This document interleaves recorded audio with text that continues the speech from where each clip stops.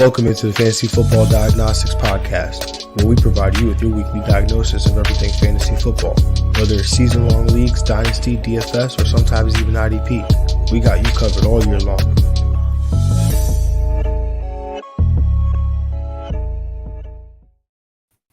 Let's do it. Let's get to it. Welcome to the Fantasy Football Diagnostics Podcast, and I'm your host, John June. Today is Saturday, October 1st. Happy fall. Got my guy, Greg Penniman, G-Money. How we doing, bro? Good, yeah. Happy fall for sure. Sweater weather, hoodie weather is in full effect for sure. Pull them hoodies out, sweaters and stuff. Looking forward to week 4. Yeah, I mean, definitely glad to hear that Tua is doing all right, moving all his extremities and everything like that. Yeah, it was definitely a scary injury. That's really all I could think of from that Thursday night game. That really set the tone for that game. But yeah, definitely glad he's all right and definitely gives you perspective about this football stuff. Yeah, just glad Tua is okay. I mean, that was it's obviously scary after what happened. Obviously, the week before, he suffered what we all saw as a head injury, but the Dolphins called it a back and an ankle. He was back in the game, so to watch him in the position that he was in on Thursday was scary. And like you said, it just kind of gives you a little bit of perspective.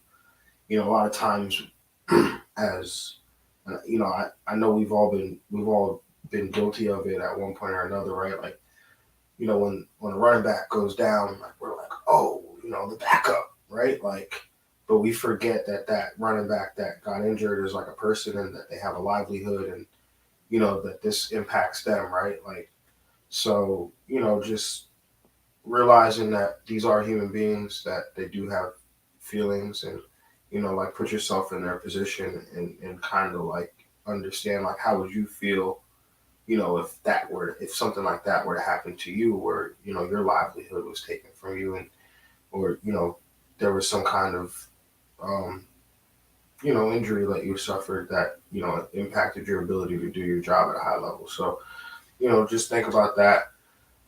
Good morning, people. Got our guy Mike Q up early with us. So we appreciate y'all who are tuning in. Obviously, we're doing a little bit early today. Got to do some first day of fall. Got to do some fall festivities, man. Got to get the apple picking in, the pumpkins. I got to get all that stuff in. So yeah, man, get your apple cider donuts. Get your apples to make some apple pie, man. Yo. Let's talk about Thursday night football, though. Obviously, the Tua injury was the main takeaway. But this game ended 27-15.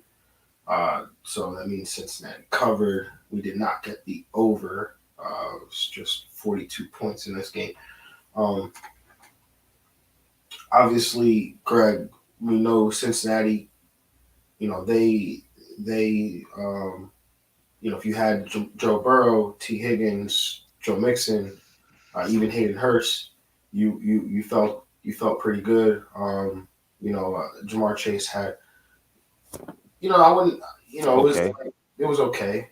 It wasn't game breaking. But we obviously know that the Tua injury impacted obviously the Miami side, and Tyreek Hill had a fine day, but it was pretty much that was pretty much it for the Miami Dolphins offense. What was your main takeaways? And then I want to get your opinion on how we look at this Miami offense operated by Teddy Bridgewater versus Tua. Well, yeah, mainly takeaway was the offense of Cincinnati, like how they played. We know that Miami's defense has been struggling immensely this year, so it's good for Cincinnati to take advantage of that. I think we're definitely going to see what we were saying, how between Higgins and Chase, it's going to be one that has that big day and then one that just has probably a solid, maybe wide receiver 2, wide receiver 3 day. I don't think both of them can be a wide receiver 1 in the same week. But so It'll be interesting depending on the the matchup, the corner that they're facing. Because Higgins easily had that his matchup on Xavier Howard, and just in a lot of spots he was pretty open a lot. Um, Speaking of that, if you watch on Amazon Prime, that the next gen stats, whoo, that's the way to watch the game, that telecast is pretty good. You literally see who's open every play, so see if this the quarterback's O line's fault, wide receiver's fault. And then on Miami side, Tyreek Hill did well. I think when Teddy Bridgewater came in, I was like, oh man, this is Teddy Bridgewater is a fine quarterback, but I didn't expect explosiveness. You never really see explosiveness from an offense that he's on. I think he looked solid. He looked very solid to come in a half. I mean, he probably has a lot of more first team reps this week because Tua was still banged up. But first drive they came in, they drove right down the field. They were able to get that touchdown. He looked force feed to Tyreek Hill, got 14 targets on the day. I'm not sure how much he got after the injury, but it was a lot. I think this offense will be fine. I don't think the upside, the cap is brought down a little bit. I mean, still not, I wouldn't say drastically, but I think they can still put points on the board. In the aerial attack, I think the Tyreek Hill and Jalen Waddle being wide receiver ones week to week will be a little bit harder. I think it'll be more like a Higgins and Chase situation where it'll be Hill this week, maybe Waddle the next week.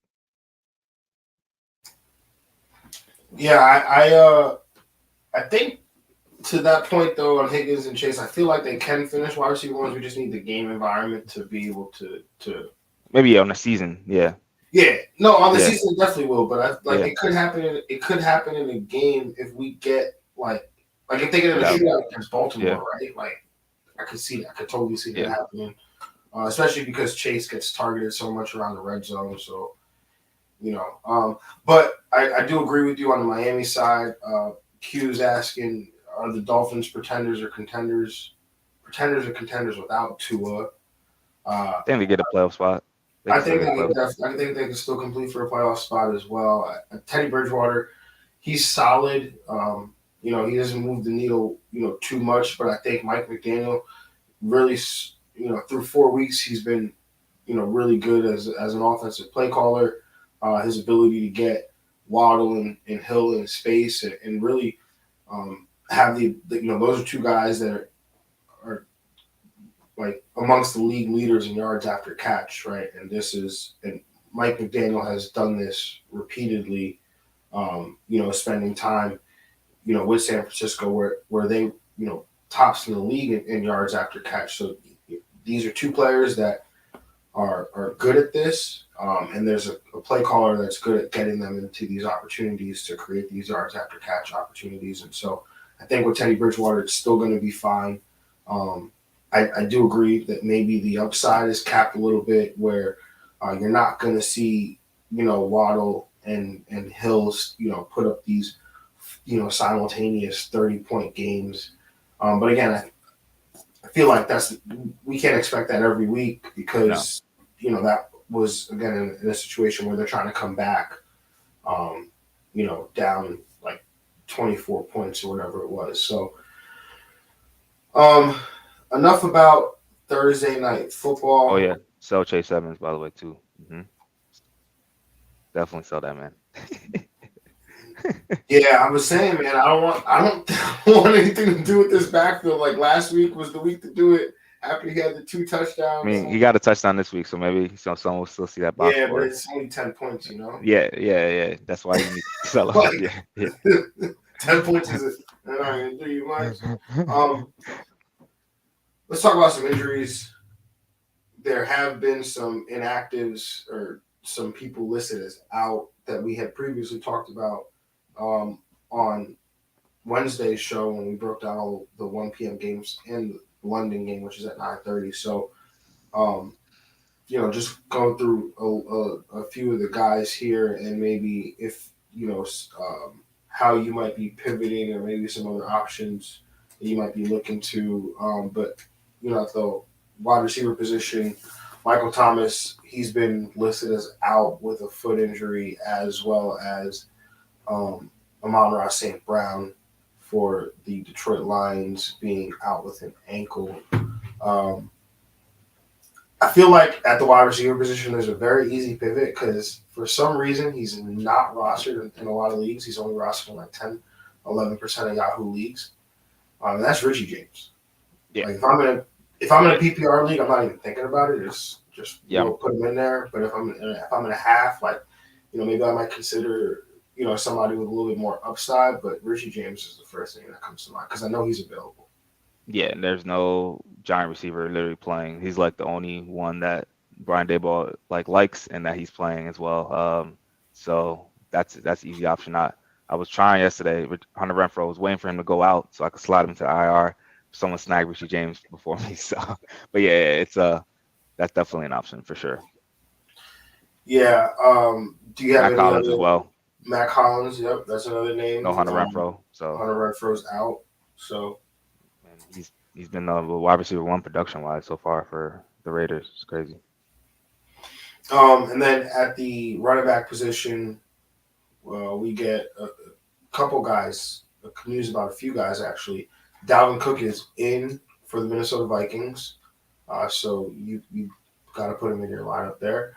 And then David Montgomery for the Chicago Bears is out. So obviously, if you have Khalil Herbert, that pretty much means you can stick him in there as an RB1.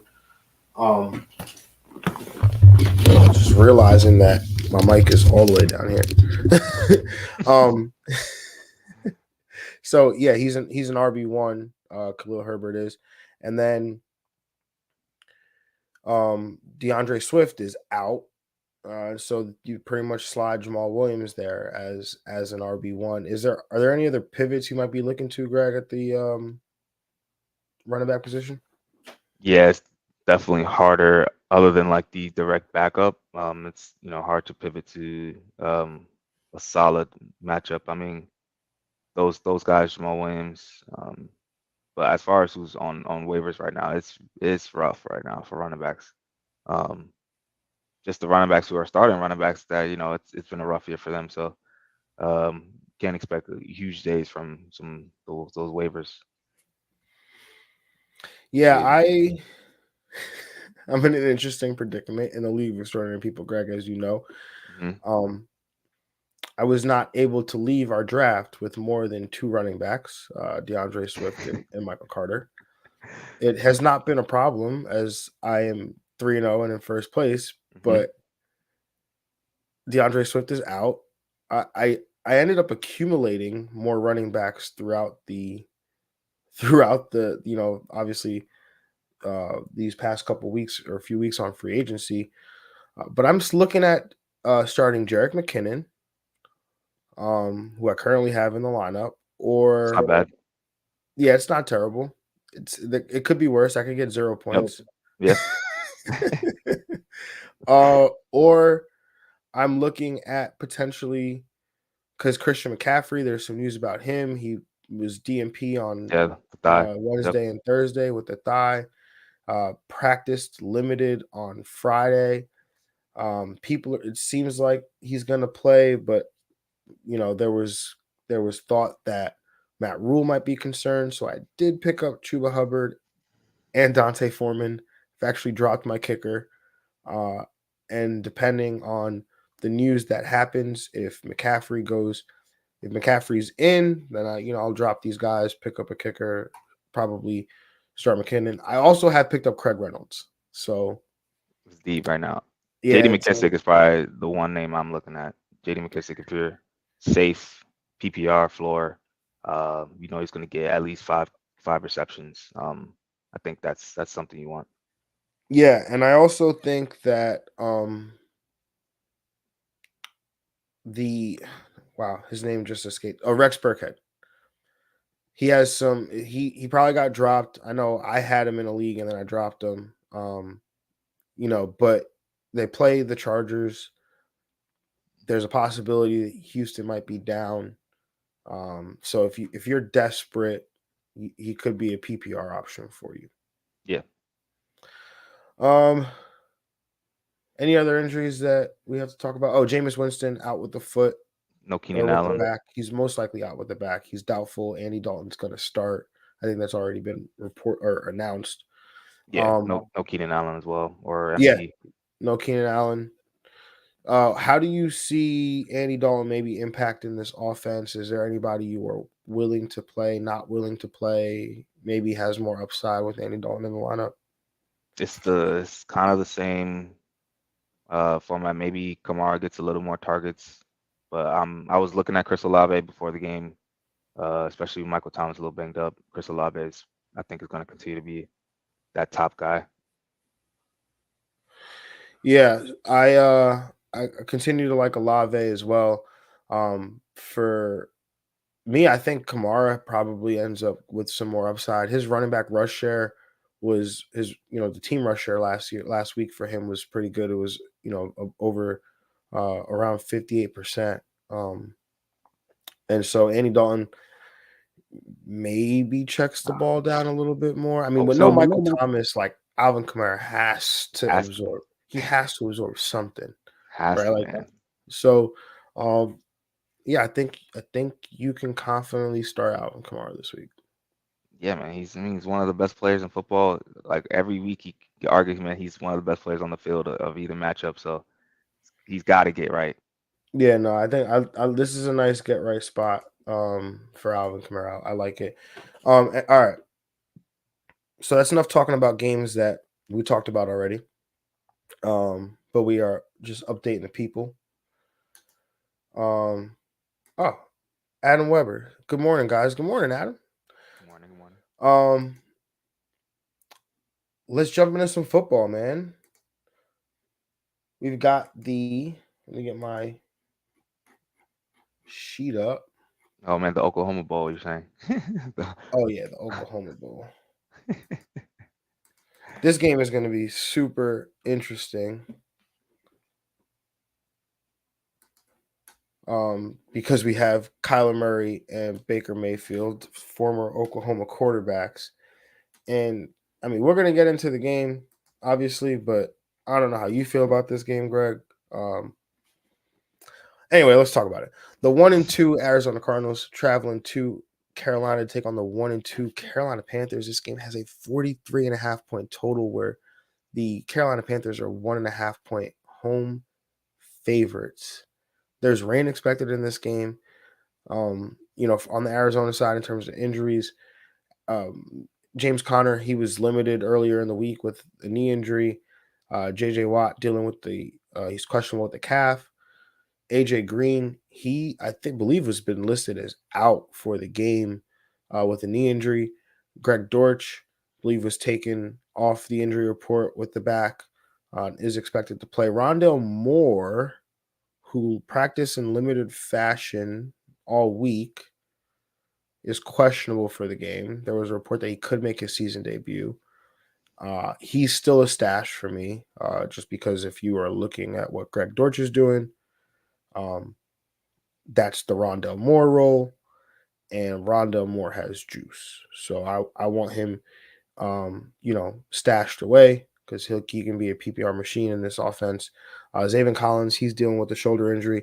And then on the Carolina side, Christian McCaffrey, we talked about him. He's questionable with that quad injury. Laviska Shenault dealing with a hamstring. And then Ian Thomas is dealing with an ankle injury. So in terms of this game here, this game is so weird because these teams are so bad. But I don't see. I think we get the over here, and I feel like Arizona is going to cover this game, and Arizona is going to win. Like, I don't think Kyler Murray wants to go out there and lose to Baker Mayfield, or the Carolina Panthers. Not that either one of these teams want to lose this game, but on the Arizona side, Kyler Murray is going to fall into a quarterback 1 week. This was also Hollywood Brown. Marquise Brown was added to the injury report late on Friday with a foot, so that's obviously never good. So it's something we want to monitor. But I think if he goes, he's a high-end wide receiver 3. James Conner is an high-end RB3, maybe borderline RB2. Greg Dortch is a floor play wide receiver 3, wide receiver 4 flex. And then for Carolina, if C can go, I mean, I think he's in a really good spot. Pick up obviously Chuba Hubbard or Deontay Foreman in case. Robbie Anderson and DJ Moore can both be flexed in a pinch because this matchup is good, and I did take the over here, and Adam is saying he needs a huge game from DJ Moore this week, or he's getting cut. Yeah, Yeah, he's DJ Moore definitely a is cut candidate. definitely a snip candidate. Yeah, he's he's yeah. I Baker, hope man. that I'm huge telling you. game. I hope that huge game, Adam, is happening on your bench, and that you don't need to start DJ Moore this week. That's my hope for you, Adam. Yeah, man. I'm gonna take the over as well. I'm gonna take Arizona to cover, Arizona to win. I'm with you on the Arizona side. Kyler Murray is still the QB9 on the year, according to Fantasy Pros. He's still gonna fall into the QB1 weeks, and he's still has upside with his rushing. So you're starting him for fantasy. Real life football doesn't really matter for these terms. So um, as far as the other skill positions, Marquise Hollywood Brown, if he's playing, I think he's a wide receiver too, especially after the week he had last week. I think they kind of best game of the season for him so far. He's going to lead this team in targets, so he's a strong wide receiver too for me. James Conner, our low end RB2, always have a touchdown opportunity if they get in the red zone. Um, Zach Ertz, he's a low end tight end one for me as well. And then on the Carolina side, CMC be able to go. Of course, if you're firing him up, Chuba Hubbard, I agree with you. Have him ready though. And as far as the receivers, yeah, it's tough. I mean, but the over is there. I don't know how they're able to score points with these receivers having these production because they're not like having bad, as far as points, they're not like getting single digits or anything. They're putting up some points. So Robbie Anderson flex, low end flex, and that's really it. Yeah, I failed to mention Zach Ertz. You obviously have to start him. Yeah. Who else would you start? No, Tight end. Zach Ertz. All right, let's move on to the next game here. We've got the 2-1 Denver Broncos traveling to Las Vegas to take on the 0-3 Las Vegas Raiders. This game has a 44.5-point total, where the Vegas Raiders are 1.5-point favorites. That line probably has to do something with Russell Wilson's newest sandwich commercial thing that he did on TikTok. Did you see that? No. Oh my no, god! I try my best not to follow anything Russ is doing. So it just was on the field, man. Oh, you have to see his Subway commercial for the Danger Witch. It's his signature sandwich, the Danger Witch. Oh man, it's like, have you ever done anything dangerous? You have. It's so cringy. It's Russell Wilson level cringy. Yeah. Anyway, in terms of whether this game is played in a dome, in terms of injuries, Melvin Gordon taken off the injury report with the neck that he was dealing with all week. So, that's obviously good news for him. Defense tackle DJ Jones, he was DNP with a concussion. Hunter Renfrow also dealing with a concussion. He is out. Denzel Perryman, the linebacker for the Raiders, he is questionable with an ankle. Safety Trayvon Morrig for the Raiders, he's questionable with a hip. And then cornerback Rock Ya-Sin is questionable with a knee. Greg, where are you in terms of this matchup here? I'm taking the over, taking Denver to cover, Denver to win. I think for Denver, this is the get right matchup. I remember looking at the schedule, talking about Russell Wilson a couple weeks ago. This is when it opens up, especially with this matchup. The Raiders are just bad in all sorts on that defense. They're the only 0-3 team. Secondary has been bad. Rush defense has been bad. So Russell Wilson is gonna have a big day here. I think he's gonna get in that top 5, especially top 7 performance. Javonte Williams, Melvin Gordon's not an injury report anymore, but he was a little banged up. I think Javonte's still kind of taking a little more as far as the touches and responsibility. So I think he's in a great spot here with some RB1 upside. Both the receivers, Cortland Sutton and Jerry Jeudy, have some wide receiver 1 upside as well. I think Sutton maybe has a little more edge. They had a lot of good chemistry last week. And on, as far as the Raiders side, Derek Carr, super flex, QB2 territory. He's still going to get those yards, so maybe he can fall into QB1 week with the matchup. I'm taking the over here. Josh Jacobs, RB2 for me, with no Hunter Renfro. Receivers, of course, Devontae Adams. Hopefully, he can kind of get right as far as his targets and his touches. Mac Hollins, who's been the leader in receiving yards for this team so far, I think has flex value as well. And Darren Waller, tight end 1, top 3 option as you start him every week. Yeah, that's pretty much it. Yeah, I'm gonna take the over here. I'm gonna take Denver to cover, Denver to win. Russ has QB1 upside this week. I agree with you. The matchup is really good here. Cortland Sutton, Javonte Williams, they both have major upside this week at their positions. Javonte Williams, his red zone opportunities have been there, but touchdowns haven't been there. So those should start coming the same way they started coming for Joe Mixon, the other night, and just even with Joe Mixon, there should be more. But anyway, I think Jerry Jeudy has more upside in his second week back from the injury. Melvin Gordon, he's going to go, so I think he has some RB3 flex upside, especially if Denver takes a lead and starts leading on the run game a little bit. For the Raiders, Denver has they've been a solid pass defense. So I'm gonna take the syrup or the pancakes without the syrup here. Give me Devontae Adams, give me Darren Waller. I'll play Mac Hollins, but I want nothing to do with Josh Jacobs, or not Josh Jacobs, Derek Carr. Josh Jacobs for me is an RB2, just based on volume. Not many running backs out there that are getting the kind of volume that Josh Jacobs is getting right now. So he's got to be in your lineup as an RB2, RB3 option. And yeah, that's pretty much it. Yeah, and this is don't want to take Russell to the panic room, so we need him to get right here. Oh, if Russ doesn't get right here, he's going into the panic room. Yeah, man. There's no question. He's Welcome back and forth right now. Off my teams. Probably not off my teams, but in the panic room for sure. All right, let's talk about this next matchup here. We've got the 1-2 New England Patriots traveling to Green Bay to take on the 2-1 Green Bay Packers. This game has a 39.5 point total. The Green Bay Packers are 10.5 point favorites.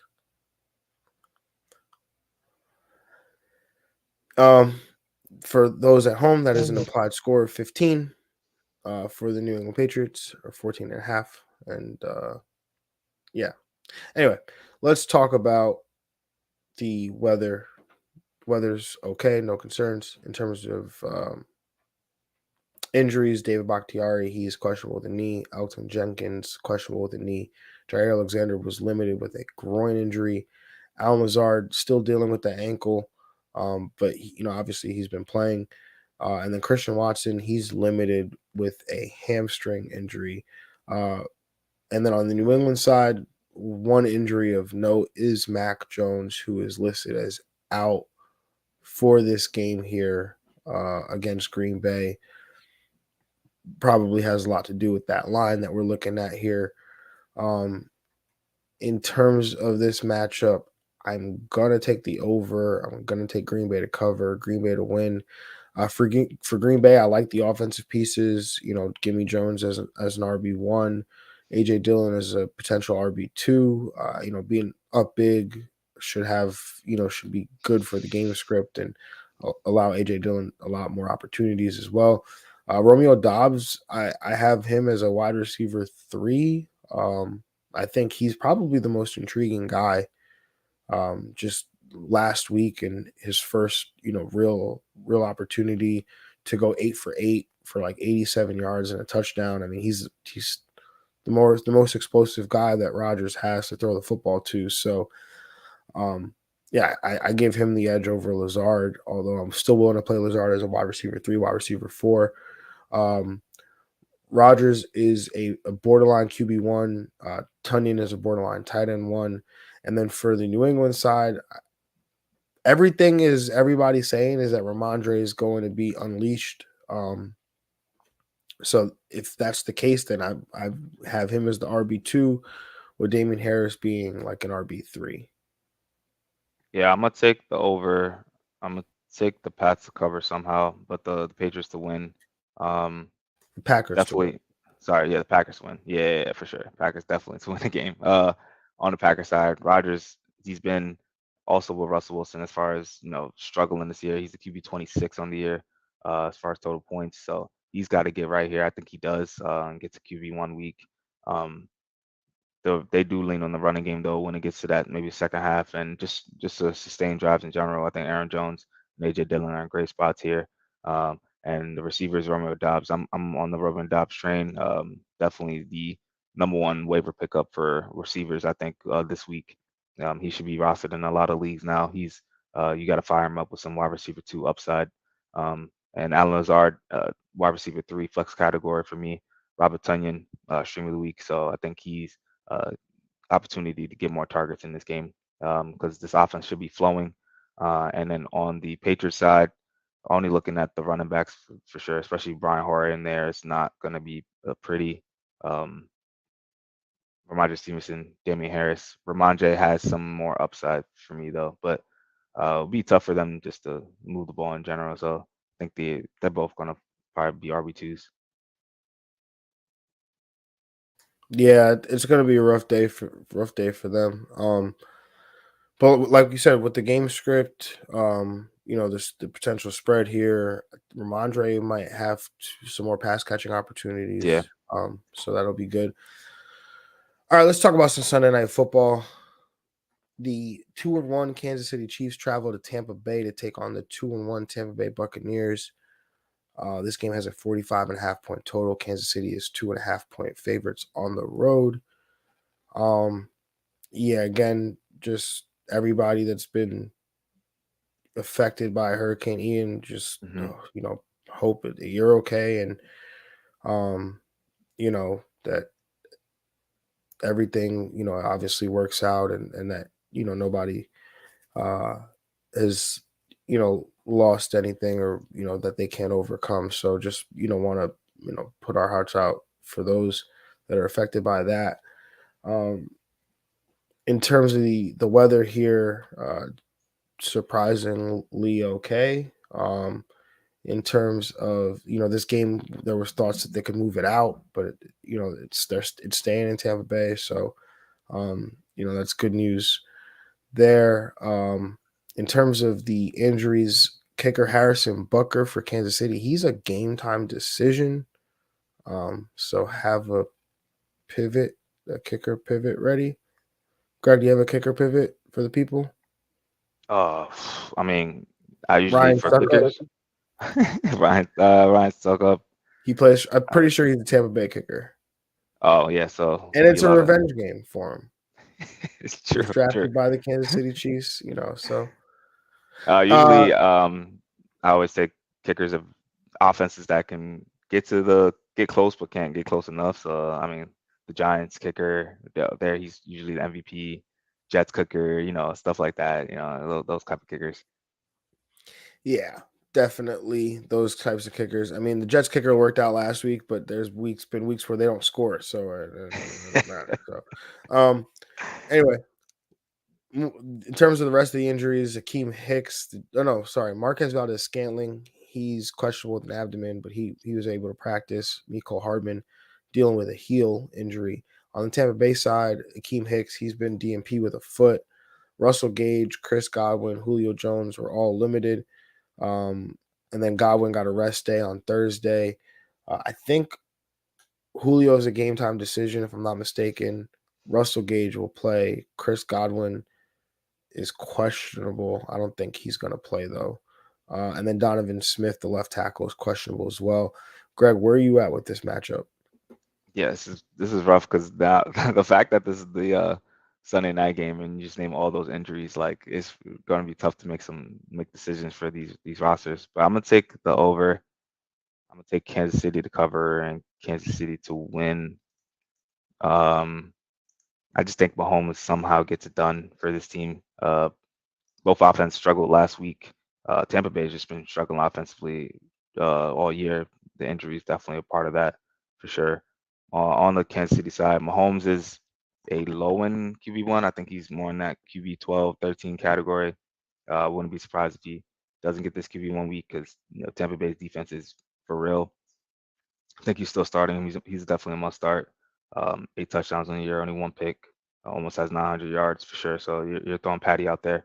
Clyde, I'm sitting him. I'm finding someone else to find. If you have a better matchup, I think the best he gets is maybe RB3 week. But this rush defense is excellent, even better than that pass defense.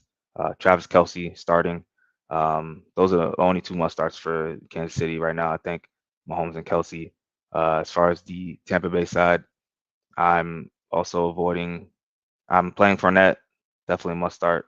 And Mike Evans is back, a must start for me. If Godwin's able to go, I think I'm in wait and see mode just till next week. He is Chris Godwin, but just don't want to see. I don't want him to be out there in a limited fashion. I want to be out there for full action. And if Julio is able to go, and if you're desperate for a wide receiver, I think he can give you some deep league flex intrigue.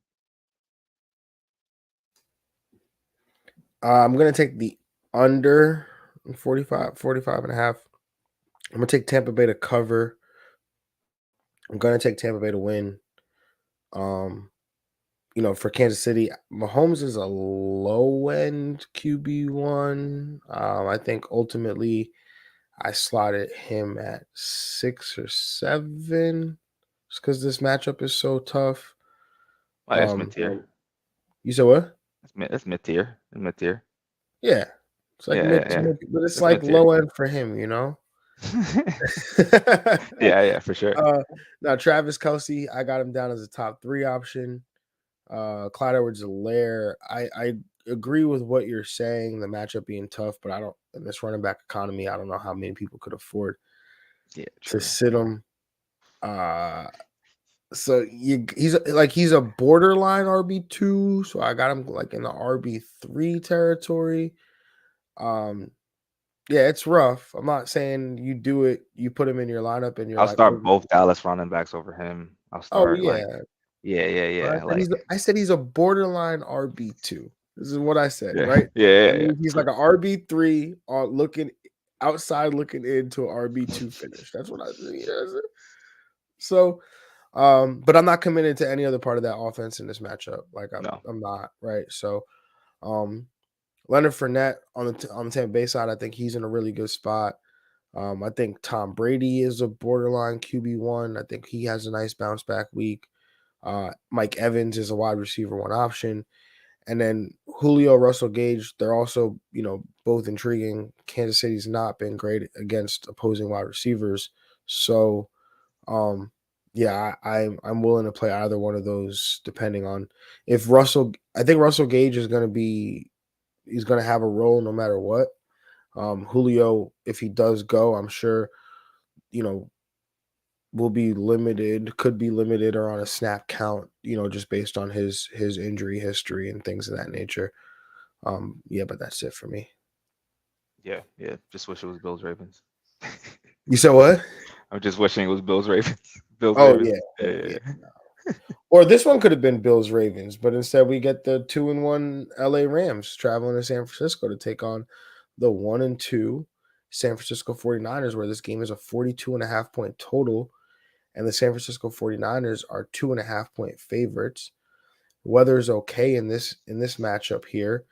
Los Angeles Rams safety Jordan Fuller was a DNP with a hamstring. Cornerback David Long's DNP with a groin. Kobe Durant, the cornerback wide receiver, should I say cornerback wide receiver? The cornerback is questionable. And then wide receiver Van Jefferson was placed on injured reserve with a knee injury. For San Francisco, Trent Williams is out with a high ankle sprain, and then Eric Armstead, the defense lineman, is questionable. Before I give my thoughts on the matchup, Adam has a question about the previous matchup, saying, should I drop Sky Moore? So I understand the allure with holding on to a Sky Moore,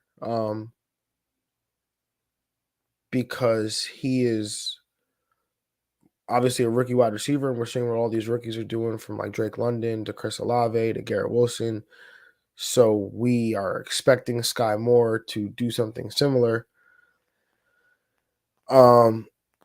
If you can drop him after the game, like that's completely acceptable, right? Like you could hold him through the Sunday night game, and then if he doesn't do anything, then I'd pick up like somebody from one of these other, for somebody from the next game. If you could, I don't even know who's worth picking up. Maybe a backup running back for the Niners or something. But like, yeah, I maybe hold on to him one more week. Because there's no one really like Juju Smith-Schuster, Miko Hardman, Marquez Valdes-Scantling. No one's really separating themselves. Juju probably the most, but even him it's like fluctuating week to week. So Sky Moore has some upside. I don't know what you think about that, Craig. Yeah, I think if those waiver people for wide receiver are there now, I think he's willing. I would be willing to drop him. I'm all about Mahomes really, honestly, just divvying it out all year. I don't see any of these receivers blowing up as far as finishing in the wide receiver one, that strong wide receiver two category, unless it's like a keeper league, dynasty league, you're keeping Sky Moore. But other than that, I think you can cut him. Adam says I dropped MVS already as well. I know everybody wants to find the Chiefs wide receiver. It's It's not gonna happening. be It's Travis Kelce. yeah, that's it. That's the one, Travis Kelce. Hey, maybe we just only draft these chief wide receivers in like best ball drafts for the rest of Yeah, the year. yeah. All right, let's continue talking about the matchup. So I am going to take the over on 42.5. I'm going to take the Rams to cover, and I will take the Rams to win. Cooper Kupp, lower end wide receiver one. Tyler Higbee is a tight end one option for sure. You can play Akers, with the volume, but I'm not overly interested in the matchup here. The San Francisco 49ers are the number 2 run defense in early down neutral game script situations. That means when the score is plus or minus 6. So, and the Rams are actually the number 1 run defense in that same metric. So, not interested in playing Cam Akers in this matchup, but again, the volume should be there. Not playing Stafford or Allen Robinson. For San Francisco, I said Cooper Kupp already. For San Francisco, I'm in on Jeff Wilson again, just because the volume is going to be there, and he's another guy that is getting these red zone opportunities and has not been converting. So he should be able to get a red zone touchdown. And then Deebo Samuel, he's a high-end wide receiver, 1. Brandon Ayuk, a wide receiver 2 potentially. And then George Kittle is a top 5 tight end option for me. Yeah, I'm gonna take the over. I'm gonna take the Rams to cover and the Rams to win. Yeah, I don't know how they get it done. It's one of also these games. But I'm with you on the Ram side. Stafford's been struggling this year. I'm not starting him. I think there's plenty of other quarterbacks you can find, like a Mariota or someone else to start. Cooper Kupp is really the only lock in this matchup, but the Cam Akers and Darrell Henderson, I think they're both playable in the run RB economy right now. You're gonna find not find a lot of options to replace them. So you're playing them, and hopefully they get some red zone opportunities to score.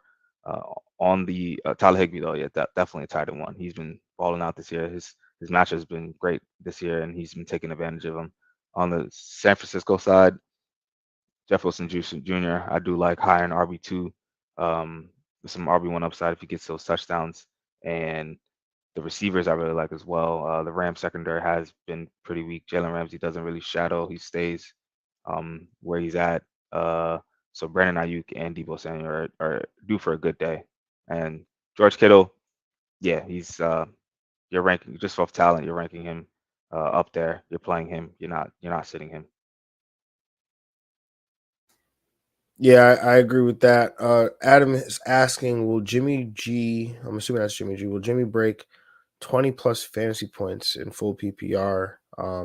Says, I'm thinking about starting him over Trevor Lawrence because I have Kittle as my tight end. I do not think Jimmy G gets the over 20 fantasy points. It's possible for sure. It's definitely within the range of outcomes. We do like, the pieces around him, Deebo Samuel, Brandon Yeah, Ayuk. But Deebo Samuel, obviously, he's going to do a lot of stuff on the ground. So he doesn't even really need Jimmy G to have a fantasy relevant day. And this offense doesn't need Jimmy G for no, them to potentially win this game here. So I would go in another direction. I agree with you, Adam. I don't want to start Trevor Lawrence this week against Philadelphia, but Mariota is somebody I would start. Jacoby Brissett is somebody that I would start. I would even look to Matt Ryan against Tennessee. Yeah, yeah, seems like Greg's on the same page. yeah. I would have said Jared Goff too, but his team just sustained so many injuries Yeah. yesterday. So thinking about that conversation, but yeah, definitely like those options you brought up, Mariota especially. Yeah, I mean, I'm always gonna go lean towards Mariota because of the rushing upside. That's just safe. Yeah, And then obviously if his game shoots out he adds a couple touchdown passes, then we're feeling good about it. Let's move on to that that's it, money yo. time. Yes, These sir. starts of the week. Mm-hmm. Greg, why don't you start, man? Your quarterback start of the week this week. Going with my man Aaron Rodgers going against the Patriots. I know, we talked about he's been struggling this year, being in that QB 20 territory, but this is that get right matchup for him. As far as the matchup, the Patriots has just been pretty bad defensively this year. They've just been pretty bad on both sides of the ball. And I think the Packers are going to be rolling. One of those games where Aaron Rodgers gets his touchdowns early, lets the running backs handle in the second half and later in the game. But Rodgers is due for a QB one day. Yeah, I like this one, man. 10.5 point favorites. That's nice. It's cushy. And Rodgers should have a lot to do with that. Especially as he gets these, Romeo Dobbs and more involved. And obviously we saw the involvement a couple weeks ago with Aaron Jones. So definitely like that one. I hope you like this one, Greg. My quarterback start of the week is Russell Wilson against the Las Vegas Raiders. The Raiders allow the fourth most fantasy points to opposing quarterbacks over the last 3 weeks. Russell Wilson has struggled for sure, but I think he's in a nice bounce back spot here against the Raiders defense that ranks 26th in expected points added versus the pass in early down neutral game script situations. They allow the second most fantasy points per drop back to the quarterback position. I like this spot this week. I've got him projected for a top 10 finish, but I think he has upside for more than that. Yeah, man, the Raiders have been a team to attack for quarterbacks, Cardinals too. Yeah, so we love Russell Wilson. Let's ride. Let's ride. Looks like you're dipping into this game as well, Greg. Who's your running back start of the week? Yeah, going with Javonte Williams in the same game, going against the Vegas Raiders. I think we talked about how it's a get right game for the entire offense. They're bad in the secondary as well, and they're bad in the rush defense is just as bad as well. So Javonte Williams getting last 2 weeks, getting 15 carries, getting close to 5 targets. You love that. He's getting close to 20 touches. That's RB1 territory for as far as opportunity. And that means with this opportunity and the red zone opportunities they should get, you should be in due for a big day. Yeah, I love Javonte this week. I think he's got top 5, top 3 upside. It should be a good week for Javonte Williams. So I like this Yes, one a sir. lot. I'm going with the Jay Williams, but it's a different Williams. Jamal Williams going up against Seattle. Obviously, we know Swift is out for this game. Mhm. Williams should see a lot of opportunities, and we already know he's been getting the goal line opportunities. And like I talked about on Wednesday's show, the Lions like to run the football 63% of the time in early down neutral game script situations. And They're ranked number one they're the number one rush offense in terms of expected points added, while Seattle is a 32nd ranked defense against the run in those same situations.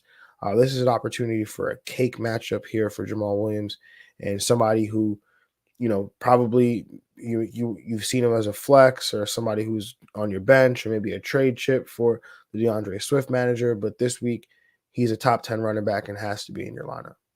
Yeah, love that for sure. Now he's going to be starting the drives, getting them down the field, and also ending the drives too. So that with touchdowns, so that's good formula. Definitely, Greg. Who is your wide receiver start of the week this week? Got to go with Mike Williams in this matchup going against Houston.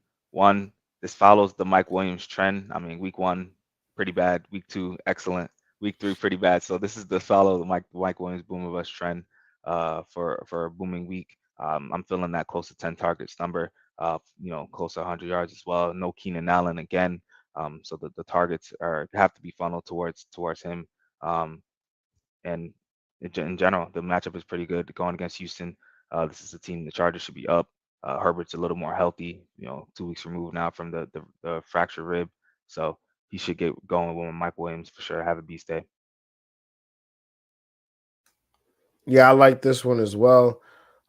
Mike Williams, again, can't cry when he gets 0 points and love him when he gets 30 points. So enjoy your 30 points when you get them. My wide receiver start of the week, this is a little shocking, right? But hey, I got to give the man his flowers. Amari Cooper going up against Atlanta. It's got to be a good week for Amari Cooper if I'm selecting him for my start of the week. That's a fact, yo. But I gotta give the man his flowers. He's 7th at the position with a 30.7% target share. Atlanta has not been good against the wide receiver position, even with AJ Terrell out there. They allow the 4th most fantasy points to the wide receiver position. I like Amari Cooper for a top 10 week this week. Yeah, for sure. Coming from the Amari Cooper hate club, for sure. This is definitely nice from hearing that. Hey man, I don't hate Amari Cooper. I just dislike his inconsistencies and his excuse making, like the time when he had 0 catches and he said it was because it was raining, but everybody else caught the ball. So it was just things like that I don't like. And then the fact that he'll play like 13 games, and he'll finish 16, well now 17, but yeah. And like all his fantasy production will come from like 4 games. But he hasn't been that this year. He's been great. So Amari Cooper, you go, man. You go. Greg, who's your tight end start of the week this week? Another hate club member of yours, TJ Hawkinson going against Seattle. We talked about how Jared Goff is missing the skill players. No DeAndre Swift, who eats up targets. No Amon-Ra St. Brown, who eats up the most targets. So this a lot of targets, almost 20 targets are going to open up for TJ Hawkinson. Seattle, definitely not good against the tight end. So it's a good matchup for him as well. I think he's got to get right here, get close to 7 to 8 targets, and hopefully get in the end zone, because Detroit has been a better offense. I think they look to TJ Hawkinson more. Yeah, there's about 42% of the team targets missing between Amon-Ra St. Brown and DeAndre Swift. So those have to go somewhere. So Sure. I'm in agreement with you. TJ Hawkinson, goes from maybe like the tight end 12 to like the tight end 10. So no, I'm just messing around, man. I like Hawk this week. I know I get on him, but that's because I expect more from him. That's really what it is. That's what it's about there. My tight end start of the week, someone that I guess I'm expecting more of this week. David Njoku versus Atlanta, double dipping into the Browns for my starts of the week. At the pass catchers, Jacoby Brissett's my stream of the week. So going all in on the Browns. Yeah, you really are. But Atlanta allows the second most fantasy points to the tight end position behind Greg's favorite team to target, the Arizona Cardinals. Mm-hmm. The only tight end with a target share higher than Njoku's 26% is Mark Andrews' absurd 43% target share. But he's seen at least 5 targets through 2 games. I like his, through the last 2 games. I like his outlook here to have a nice tight end 1 week. Yeah, like that, like attacking Atlanta's defense in any way possible. They've been abysmal this year. Definitely. And imagine you bring it back with that offense. I'm just saying. All right, man. It's about that time. Yes, sir. You got to play and get money. So for those who don't know, Get Money is a head-to-head DFS contest on FanDuel where Greg and I go against one another. And it's a snake-style draft. Once a player is selected, they are removed from the player pool. So Greg and I have a completely unique lineup. And Greg gets the first pick in odd weeks. And since it is not an odd week, I get the first pick. And another caveat is we are only playing within the main slate. So the 9:30 game is not a part of it. The London game is not a part of it, as well as the the Sunday night football, Monday night football, not a part of it. So that being said, my first pick, I will go with Jamal Williams, my running back start of the week, as my first running back at 7,400. Yeah, it's tough. It's tough for sure. Now, already gonna have to start adjusting the lineup for sure. But I'm gonna take as far as my RB1, I'm gonna take Khalil Herbert, 7,200. Slide him in there. Need some production. I like that a lot. For my first wide receiver, I'm gonna take Drake London, 6,300. Got to get into that Atlanta game. Did I do it again, Greg? And yeah, did it again, yo. Oh man, that's fine. I'm gonna pivot real quick. I'm gonna take some leverage play, Marcus Mariota at quarterback, because you're gonna take Drake London. I had Drake London in that lineup, so yeah, I'm gonna take Marcus Mariota at quarterback, 7,300. Okay, that's fine. That's fine.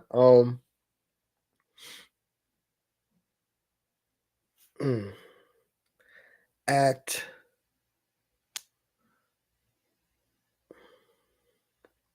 See, this is a strategy, right? Because I got to figure out who I want to take next because I don't want you to get them. I don't want to leave people available to you. So I'm trying to figure out who you would take from my lineup, who's most likely you would take. So I'm going to go ahead and go tight end here. I'm going to go David Njoku, 5,700. I like that. Here. Like that. I'm going to go at wide receiver 1, Jay Brown, 8,300. Slide him in there, get some juice in that lineup. Yes, sir. Okay. You almost gave me heart palpitations there. My wide receiver 1, I'm just going to pick him now because I don't want to, Stephon Diggs, 8,700, going up against Baltimore. I got to get it. I got to get some of this game. Like that. I'm going to take, as my wide receiver 2, Curtis Samuel, 6,200, going against Dallas. Word. In my flex, I'm going Mark Andrews, 8,400. Like that for sure. My RB2, I'm going to take James Robinson, 7,800, going against Philly. As my defense, I'm going to go with the Arizona Cardinals, 3,200. It's cheap. It was cheap. Yeah, real cheap. As my wide receiver 3, I'm going to go Cortland Sutton at 6,800. Slide him in there going against Vegas. At my RB2, I'm going Breece Hall, 6,300, going up against Pittsburgh. At my tight end, your tight end stream of the week, Tyler Conklin, 5,400. Put him in there, sir. In my wide receiver 3 slot, I'm gonna go with George Pickens, 5,100. Okay. And then my flex spot, I'm gonna go Mike Williams, my wide receiver start of the week, 7,200. At quarterback, I'm going Josh Cool. Allen, I was like, 8,900. Ooh. I'm like, oh, George Pickens, all these other random guys. That's why I need to save some bread. I see. And then my defense going to New York Jets, 3,600, going against arguably the worst offense in the league, besides the Giants. I mean, I don't know. We haven't seen the Jets yet with Zach Wilson. So, all right. So I will read off my lineup. I feel like I didn't have to change it. I feel really good about this, but changing it is usually when you fall. Yeah, you fall into these big, huge plays. Yeah. Yeah, this massive week. So we'll see what happens. But at quarterback, I have Josh Allen. At running back, I got Breece Hall, who was 6,300. Josh Allen was 8,900. Running back 2, I got Jamal Williams, 7,400. My wide receiver 1, Stephon Diggs, 8,700 to go along with my Josh Allen stack. Wide receiver, I got Drake London, 6,300. My wide receiver 3 is George Pickens, 5,100. At tight end, I've got David Njoku, 5,700. My tight end start of the week. And then in my flex spot, I've got Mark Andrews to get a game stack with Diggs and Josh Allen, 8,400. And then as my defense to save some salary, I've got the Arizona Cardinals, who are 3,200, going up against Carolina and Baker Mayfield. I'm going with Marcus Mariota at quarterback, 7,300. My RB1, James Robinson at 7,800, going against Philly. Khalil Herbert as my RB2, going against the Giants at 7,200. AJ Brown, wide receiver 1 at 8,300. Curtis Samuel going against Dallas at 6,200, my wide receiver 2. Cortland Sutton, 6,800, my wide receiver 3. Tyler Conklin, 5,400, tight end, going against Pittsburgh. Mike Williams, wide receiver start of the week, 7,200 at the flex. And the New York Jets defense, 3,600, going against Pittsburgh. Yeah, I like that. I just like mine better, honestly. But yeah, I mean, having Josh Allen and Diggs, and Mark Andrews. Yeah. Oh man, just not gonna watch that game. I'm lying. I'm not gonna be so locked into that game.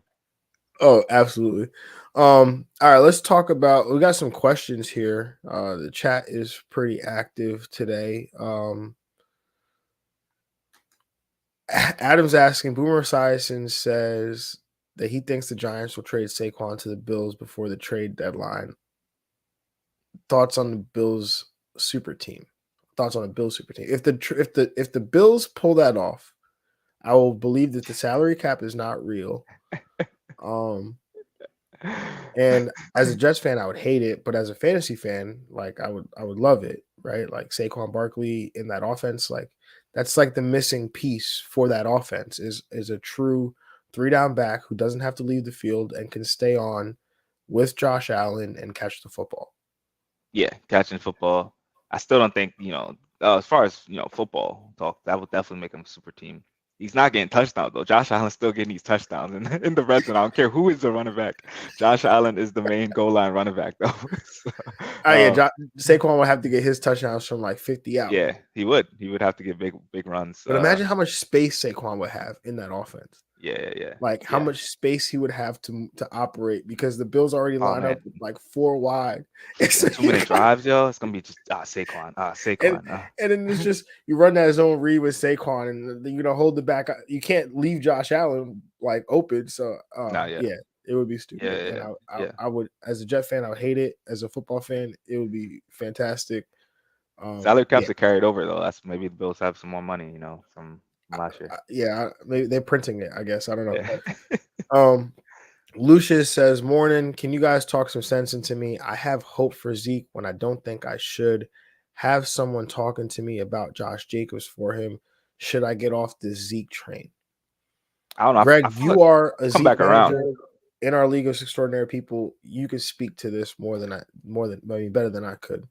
Yeah, I've come back around for Zeke. I'm pretty sure I think I put him in a panic room maybe after week 1 or 2, but Dak's close. Dak's very close. Zeke has been running well. Like you can't, as far as the efficiency numbers, he's been getting yardage. Tony Pollard's going to be involved, but you just got to reassess your, who you use these guys. He's not going to be high in RB1 anymore, but I think he's a very solid RB2 that has upside for games when this offense is better, and it's going to get better because Dak is coming back and Cooper Rush isn't horrible to begin with. So I like this team as well. The Raiders are 0-3. I don't continue to see them getting any better. So Josh Jacobs, unless he's going to start getting 5 catches a game, they're going to be behind. So I'm liking Zeke rest of the season.